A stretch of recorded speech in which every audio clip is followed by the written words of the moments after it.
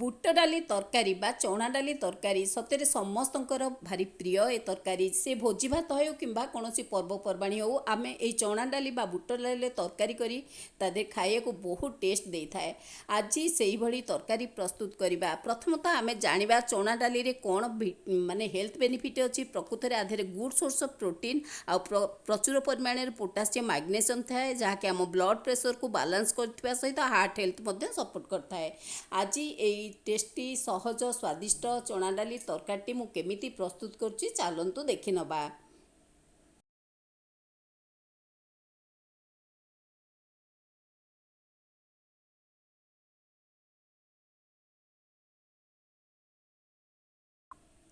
ବୁଟ ଡାଲି ବା ଚଣା ଡାଲି ତରକାରୀ କରିବାକୁ ମୁଁ ପ୍ରଥମତଃ 150 ଗ୍ରାମ ଚଣା ଡାଲି ବା ବୁଟ ଡାଲି ନେଇଛି। ଆକୁ ଗୋଟେ ଗିନାରେ ରଖିଦେଉଛି ବା ଗୋଟେ ଜାଗାରେ ରଖିଦେଉଛି। ଆଉ ତା ଦେହରେ କିଛି ପାଣି ଦେଇକରି ବତୁରେଇ ଦେଉଛି। ଏଇଟା 2ରୁ 3 ଘଣ୍ଟା ମୁଁ ତାକୁ ବତୁରେଇ ଦେବି, ଯାହାକି ଏଇଟା ଟିକେ ସଫ୍ଟ ହେଇଯିବ ଆଉ ତରକାରୀ କରିବା ପାଇଁ ଟେଷ୍ଟ ଆସିବ। ଆମେ ଡାଇରେକ୍ଟ କରିବା ଅପେକ୍ଷା କିଛି ସମୟ ବତୁରେଇ ଦେବା ନିହାତି ଦରକାର। ଏଇ ବୁଟ ଡାଲିକି ମୁଁ ତାକୁ ଏଇଭଳି ବତୁରେଇ ଦେଇଛି। ଆ ସହ କ'ଣ ନେଇଛି ବୁଟ ଡାଲି ତରକାରୀ ପ୍ରସ୍ତୁତ କରିବାକୁ ଦେଖିନେବା। ପ୍ରଥମତଃ କଖାରୁ ନେଇଛି, ଆଉ ଏଇଭଳି କଖାରୁକୁ କାଟି ଦେଇଛି। ପ୍ରାୟ 100ରୁ 150 ଗ୍ରାମ କଖାରୁ ନେଇଛି। ଆଳୁ 2ଟା ନେଇଛି, ଆଉ ବଡ଼ ବଡ଼ ଏଇଭଳି କ୍ୟୁ ସାଇଜ୍ର କାଟି ଦେଇଛି। ଆଉ ଅମୃତଭଣ୍ଡା ନେଇଛି, 100ରୁ 150 ଗ୍ରାମ ଅମୃତଭଣ୍ଡା ନେଇଛି। ମନେ ରଖିବେ ସବୁ ପରିବା ସମ ପରିମାଣରେ ବା ସେମ୍ ନେଲେ ଏ ତରକାରୀଟି ବହୁତ ଟେଷ୍ଟ ଆସେ। ମୁଁ ଅମୃତଭଣ୍ଡା କଖାରୁ ଆଳୁରେ ପର୍ଟିକୁଲାର ଆଜି ଏ ତରକାରୀଟା ପ୍ରସ୍ତୁତ କରିବି, ବହୁତ ଟେଷ୍ଟ ଆସିବ। ତା ଦେହରେ ଟମାଟୋ ଏଇଭଳି 2ଟି ଟମାଟୋକୁ କାଟିକି ରଖିଛି। ଆଉ ପିଆଜ ଗୋଟେ ବଡ଼ ପିଆଜ ଛୋଟ ଛୋଟ କରି କାଟିକି ରଖିଛି। 1 ଇଞ୍ଚ ଅଦାକୁ ଏଇଭଳି କାଟିକି ରଖିଛି। 12ରୁ 14 କୁଲା ରସୁଣ ରଖିଛି, ଏଭଳି ଚୋପା ଛଡ଼େଇକି ରସୁଣ ରଖିଦେଇଛି। ତାପରେ ମସଲା ଦେଖିନେବା, ମସଲା କ'ଣ ରଖିଛି। ଆପରେ ମସଲାରେ ଆମେ କ'ଣ ରଖିଛେ ଆସନ୍ତୁ ଦେଖିନେବା। ଜିରା ରଖିଛି 1 ଚାମଚ ଜିରା, ଆଉ ଗୋଟେ ଗରମ ମସଲା 1.5 ଚାମଚ ଗରମ ମସଲା, 1 ଚାମଚ ହଳଦୀ ଗୁଣ୍ଡ, 1 ଚାମଚ ଲଙ୍କା ଗୁଣ୍ଡ, କିଛି ଧନିଆ ପତ୍ର, ଏସବୁ ଜିନିଷ ରଖିଛି। ଆଉ 2ଟି ଗୁଜୁରାତି ଆଉ ଲବଙ୍ଗ 4ଟି ରଖିଛି। ଏଇଥିରେ ଆଜି ଆମେ ଟେଷ୍ଟି ରେସିପିଟି ପ୍ରସ୍ତୁତ କରିବା, ଯାହାକି ଆମେ ଭାତରେ ରୁଟିରେ ପରଟାରେ ପୁରୀରେ ଖାଇବାକୁ ବହୁତ ଟେଷ୍ଟ ଦେବ। ପ୍ରଥମତଃ ମୁଁ ପ୍ରେସର କୁକରରେ ଏଇଟା ପ୍ରସ୍ତୁତ କରିବି, ତେଣୁକରି ପ୍ରେସର କୁକର ଗରମ କରିବା ପରେ ମୁଁ 2ରୁ 3 ଚାମଚ ତେଲ ଦେଇଦେଇଛି। ଗୁଜୁରାତି ଲବଙ୍ଗ ଦେଇଦେଉଛି। ଏଇଟା ଟିକେ ପୁରା ଗରମ ହେଇସାରିଲା ପରେ ଆମେ ଯେଉଁ ଅଦା ରସୁଣ ରଖିଥିଲେ ମୁଁ ତା ଦେହରେ ପେଷ୍ଟ ପ୍ରସ୍ତୁତ କରିଥିଲି, ସେଇ ପେଷ୍ଟଟା ଦେଇଦେଉଛି। ପେଷ୍ଟଟା ଟିକେ ଭାଜି ନେବା। ତାପରେ ଗୋଟେ ତେଜପତ୍ର ପକାଉଛି, ଆର ଫ୍ଲେଭର ବହୁତ ଭଲ ଆସିବ। ତେଜପତ୍ର ପକାଇ ସାରିବା ପରେ ମୁଁ ଯେଉଁ ଟମାଟୋ କାଟିଥିଲି ବା ବିଲାତି ବାଇଗଣ କାଟିଥିଲି ତାକୁ ଦେଇଦେଉଛି। ଆଉ ତାକୁ ଲଗାତାର ଭାଜିବା ପୁରା ସ୍ମୁଥ୍ ହେବା ଯାଏଁ। ଆ ଦେହରେ 1 ଚାମଚ ଲୁଣ ଦେଇଦେଉଛି। ହଳଦୀ ଗୁଣ୍ଡ ସେଇଭଳି 1 ଚାମଚ ଦେଉଛି। ଆକୁ ଭଲ ଭାବେ ଭାଜି ନେବା, ସେଇ ସିମ୍ ରଖିକି ଗ୍ୟାସ୍ର ଫ୍ଲେମ୍କୁ। ଆଉ ଲଙ୍କା ଗୁଣ୍ଡ ରେଡ୍ ଚିଲି ପାଉଡ଼ର 1 ଚାମଚ ଦେଉଛି। ଏ ସମସ୍ତ ମିଶ୍ରଣକୁ ଭଲ ଭାବେ ପେଷ୍ଟକୁ ସ୍ମୁଥ୍ ପେଷ୍ଟ ଗୋଟେ କରିଦେବା। ତାପରେ ପରିବା ଦେବା। ପରିବାରେ ଆଳୁ ଅମୃତଭଣ୍ଡା କଖାରୁ ସବୁ ଦେଇଦେବା। ଆଉ ସେଇ ପରିବାକୁ ଦେବା ପରେ ତାକୁ ଲଗାତାର ଟିକେ ମିଶାଇବା। ଏଇ ଯେଉଁ ଆମର ପେଷ୍ଟଟି ହେଇଛି ବା ଯେଉଁ ମସଲାଟା ହେଇଯାଇଛି ସେଥିରେ ମିଶାଇ ଦେବା। ତାକୁ ଭାଜି ନେବା କିଛି ସମୟ। ମୁଁ ଏଭଳି ଭାଜି ଦେବା ପରେ ବି ଟିକେ କଭର କରିଦେବି। ତାପରେ ମୁଁ ବୁଟ ଡାଲି ପକାଇ ଦେଉଛି। ବତୁରା ହେଇଥିବା 2ରୁ 3 ଘଣ୍ଟା ବୁଟ ଡାଲି ବତୁରେଇ ଦେଇଥିଲି। ଆଉ ସେଇ ବୁଟ ଡାଲିକି ମୁଁ ସମସ୍ତ ବୁଟ ଡାଲି ଦେଇ ଆକୁ ଭଲକରି ଭାଜି ନେଉଛି। ଦେଖୁଥିବେ କଭର କରି ଛାଡ଼ି ଦେଇଛି।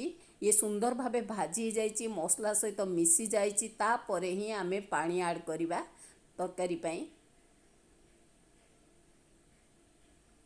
ବେଶୀ ପାଣି ଦେବାନି, ଏବେ ଭାଜି ହେଇଗଲାଣି। ମୁଁ ବର୍ତ୍ତମାନ ପାଣି ଆଡ଼୍ କରିବି। ଯେତିକି ପରିବା ଅଛି ତାଠୁ କିଛି ଅଧିକ ପାଣି ଦେବା। ଅତ୍ୟଧିକ ପାଣି ଦେବାନି, କାରଣ ଆମେ ତରକାରୀ ଏଇଟା ପ୍ରସ୍ତୁତ କରୁଛେ, ଶୁଖିଲା ରହିଲେ ବହୁତ ଟେଷ୍ଟ ଆସେ। ତ ଏଇଭଳି ଦେବା ପରେ ଆର ମୁଁ ଲିଡ଼୍ଟା ଦେଇଦେବି, କିଛି ସମୟ ଗୋଳେଇ ଦେଇ ଲିଡ଼୍ଟା ଦେଇଦେବି।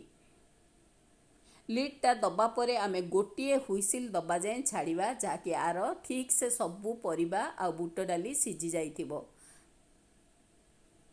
ଏବେ ଦେଖନ୍ତୁ ପରିବା ବୁଟ ଡାଲି ସବୁ ଠିକ୍ ସେ ସିଝି ଯାଇଛି, ମସଲାରେ ବଢ଼ିଆ ସେ ମିଶି ଯାଇଛି, ବହୁତ ସୁନ୍ଦର ଫ୍ଲେଭର ବି ଆସୁଛି। ତାପରେ ଆମେ ବ୍ୟବସ୍ଥା କରିବା ଛୁଙ୍କ ଦେବାର। ଆରେ ଯେମିତି ହେବା କଥା ତରକାରୀଟି ସେଇଭଳି ଭାବରେ ଆମର ପ୍ରସ୍ତୁତ ହେଇଯାଇଛି।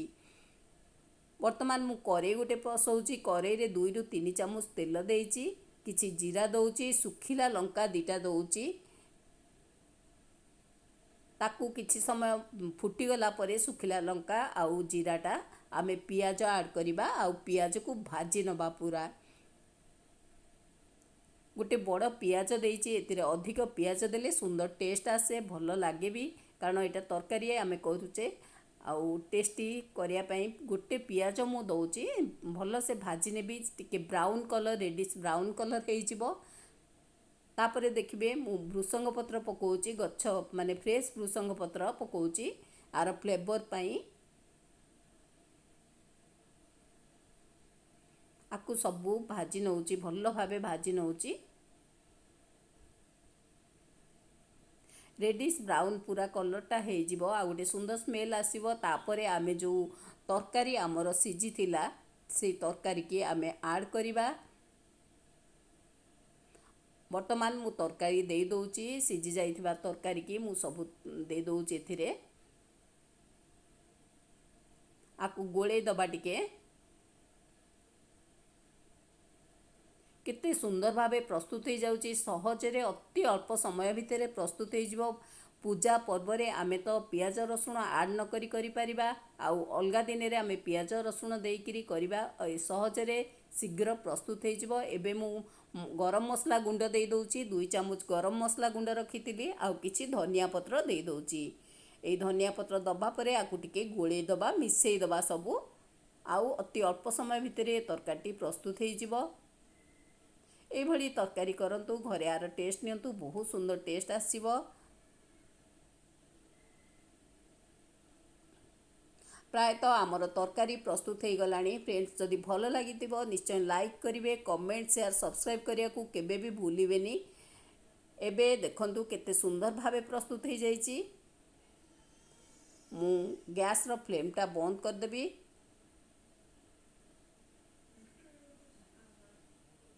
ଏବେ ଆମେ ପ୍ଲେଟିଂ କରିବା। କେତେ ସହଜରେ ଶୀଘ୍ର ଏଇ ଟେଷ୍ଟି ରେସିପିଟି ପ୍ରସ୍ତୁତ ହେଇଯାଉଛି। ଏବେ ପ୍ଲେଟିଂ ମୁଁ କରୁଛି। ଆର ଫ୍ଲେଭର ତ ବହୁତ ବଢ଼ିଆ ଆସୁଛି, ସ୍ମେଲ୍ ଯେମିତି, ଖାଇବାକୁ ବି ଆର ଟେଷ୍ଟ ବହୁତ ଭଲ। ସମସ୍ତେ ପିଲାଠୁ ବଡ଼ ଯାଏଁ ସମସ୍ତେ ଭଲ ପାଆନ୍ତି ଏ ତରକାରୀଟା। ଆକୁ କେହି କେହି ଘାଣ୍ଟ ତରକାରୀ କହନ୍ତି ବି, ବୁଟ ଡାଲି ଘାଣ୍ଟ ତରକାରୀ କହନ୍ତି। ଆମେ ଡାଲମାରେ ତ ସବୁ ପରିବା ପକାଇଥାଉ, କିନ୍ତୁ ଏଥିରେ କେବଳ କଖାରୁଟା ମେନ୍, କଖାରୁ ଆଳୁ ଆଉ ଅମୃତଭଣ୍ଡା ପକାଇଲେ ଆର ଟେଷ୍ଟ ବହୁତ ଭଲ ଆସେ। ଏଇଭଳି ମୁଁ ଆକୁ ପ୍ଲେଟିଂ କରିଦେଉଛି। କେତେ ସହଜରେ ଶୀଘ୍ର ଆଜି ପ୍ରସ୍ତୁତ ହେଇଗଲା ଆମର ବୁଟ ଡାଲି ତରକାରୀଟି। ଆକୁ ଭାତ ସହିତ ଖାଇବାକୁ ବହୁତ ଟେଷ୍ଟ ଆସିବ। ଆମେ ତ ଏମିତି ରୁଟି ପରଟା ପୁରୀରେ ପିଠାରେ ଖାଇବାକୁ ବହୁତ ଭଲ ପାଆନ୍ତି, ଭଲ ପାଇବା, କିନ୍ତୁ ଏଇଟା ଭାତ ସହିତ ଖାଇବାକୁ ବି ବହୁତ ଭଲ ଲାଗିବ। ଆଜି କେତେ ସହଜରେ ଶୀଘ୍ର ପ୍ରସ୍ତୁତ ହେଇଗଲା ଏଇ ଟେଷ୍ଟି ରେସିପିଟି। ଲଞ୍ଚ ସ୍ପେଶାଲ ରେସିପି, ଚାହିଁଲେ ବି ଆପଣ ରୁଟିରେ ବି ଖାଇବାକୁ, ରୁଟି ପରଟାରେ ଖାଇପାରିବେ। ମୁଁ ଆଜି ଲଞ୍ଚରେ ଏଭଳି ରେସିପି ପ୍ରସ୍ତୁତ କରିଛି, ଭାତ ସହିତ ଖାଇବାକୁ ଆର ଗୋଟେ ଟେଷ୍ଟ ନିଆରା ସ୍ୱାଦ। ଦେଖନ୍ତୁ ଏଇଭଳି ମୁଁ ଭାତ ସହିତ ଦେଇଛି, ଯାହାକି ବହୁତ ଭଲ ଲାଗିବ। ଚଣା ଡାଲିର ବେନିଫିଟ୍ ବି ବହୁତ ଅଛି, ଯାହାକି ମୁଁ କହିଲି। ଆଧିରେ ପ୍ରୋଟିନ୍ରେ ଭରପୁର ମାତ୍ରାରେ ପ୍ରୋଟିନ୍ ରହିଥାଏ, ପୋଟାସିୟମ୍ ଆଉ ମ୍ୟାଗ୍ନେସିୟମ୍ ଏଇଭଳି ରହିଥାଏ, ଯାହାକି ଆମର ବ୍ଲଡ଼ ସୁଗାରକୁ ଲେବୁଲକୁ କଣ୍ଟ୍ରୋଲ୍ କରିଥାଏ। ତା ସାଙ୍ଗକୁ ହାର୍ଟ ହେଲ୍ଥ ପାଇଁ ବହୁତ ଭଲ। ତେଣୁକରି ଏଇ ଡାଲିରେ ଆମେ ଏମିତି ରେସିପି କରି ଖାଇବା ନିହାତି ଆବଶ୍ୟକ। ଆପଣ ଖାଆନ୍ତୁ, ଆଉ ଆର କମେଣ୍ଟ କରିବାକୁ ଭୁଲିବେନି। ରହୁଛି।